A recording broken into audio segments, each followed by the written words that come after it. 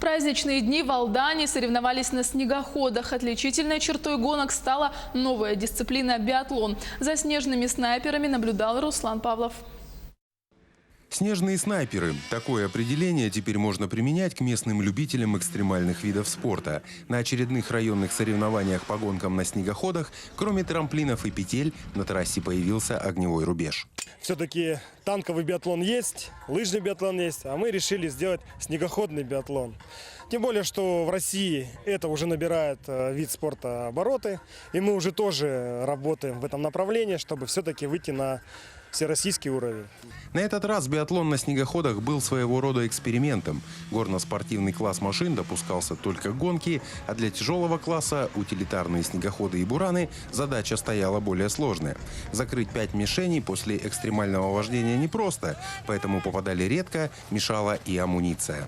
Потому что ты, получается, проехал, руки трясутся в напряжении, потому что были, не получается. Попасть сложно? Попасть очень вообще сложно, да. Мне больше положительное впечатление дает вот эта тусовка, вот эта вот массовость, что собрались люди, во-первых, единомышленники. Ну а гонка так, конечно, да, стрельба немножко неправильно рассчитали, тяжело очень стрелять в шлемах, тяжело стрелять в перчатках. Таких, если биатлонисты, они как бы подготовлены уже, все у них. Ну, на ошибках учатся, как бы, думаю, в следующий раз организаторы что-то новое сделают. Условия и правила подобного биатлона просты. Участники проходят дистанцию в 2 круга на время, после первого огневой рубеж. За каждую незакрытую мишень участники получали дополнительные секунды штрафного времени. Надо все пробовать. Пробовать в жизни и биатлоны, и спринты. Мы еще до конца не определились, с какими нормативами будем дальше участвовать в снегоходном спорте. Ну, попробуем в биатлоне себя.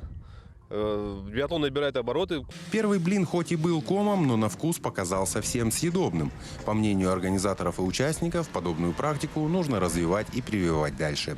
Руслан Павлов, Сергей Шипачев, Александр Лукин, Алдан.